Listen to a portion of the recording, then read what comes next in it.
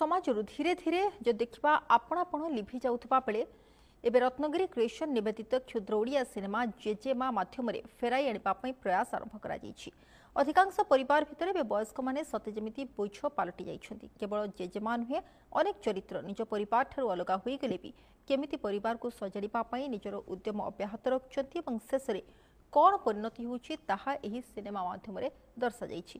तेबे सचेतनता धर्मी एही जेजेमा सिनेमाटी ओडिशार प्राचीन नौवाणिज्य परंपरार निदर्शन कार्तिक पूर्णिमा अवसर में मुक्तिलाभ करने रत्नगिरी क्रिएशन बैनर निर्मित यह चलचित्र प्रयोजिका अच्छा अनुसुया जेना। कहानी परिकल्पना और निर्देशना देते युव निर्देशक नागेन कुमार जेना और यार सह निर्देशक रही दुष्मंत कुमार। सिनेमार कला निर्देशक भाव में युव निर्देशक कलिंग केशरी नायक कार्य कर जेजेमा बोले आम गोटे ओडिया चलचित्र निर्माण करुँ जहाँ 1 घंटार ड्यूरेशन भितर अच्छी आजिकल समाज जो भाव में जो भल पाइबा कमी जाऊँगी परिवार भितर द्वंद्व बढ़िबार लगी वयस्क माने अलड़ा हो जाउछंती ये सब को किभली भाव बांधि रखी हम परिवार भितर संपर्क बढ़िबो वयस्क माने अलड़ा हेबे नाही ये कथा को लेकिन जेजेमा चलचित्रटी गतिशील होईछि। आशा करी निश्चिंत भाव में यह ओडिशार घरे घरे समस्त को भल पाइबा दब एकाठी करब एवं परिवार को जोड़बारे सहायक हो। नमस्कार, मु प्रदीप ये जो जेजेमा कहानीटीर मु नायक भूमिकार अभिनय करछि।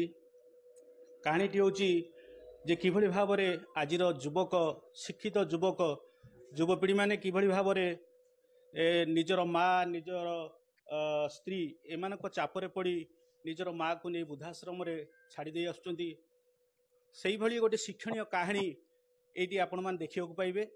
नाटकटी अति सुंदर होती आपण मैंने देखिए मतामत देवे निश्चित भाव में आम अपेक्षा रहिलु। नमस्कार। आमर ये जो चलचित्र 1 घंटार गोटे क्षुद्र चलचित्र जेजेमा कार्तिक पूर्णिमा रिलीज होगा जाऊँगी जार निर्देशना भार मते अजय भाई ज्ञापन करथिले।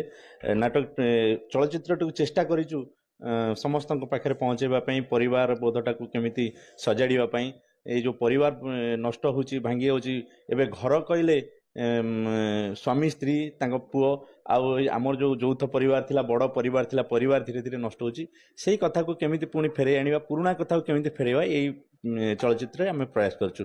आशा करछु दर्शक निश्चित आमर उद्देश्य तांको हृदय को छुईबो। कलाहांडी हाथी आक्रमण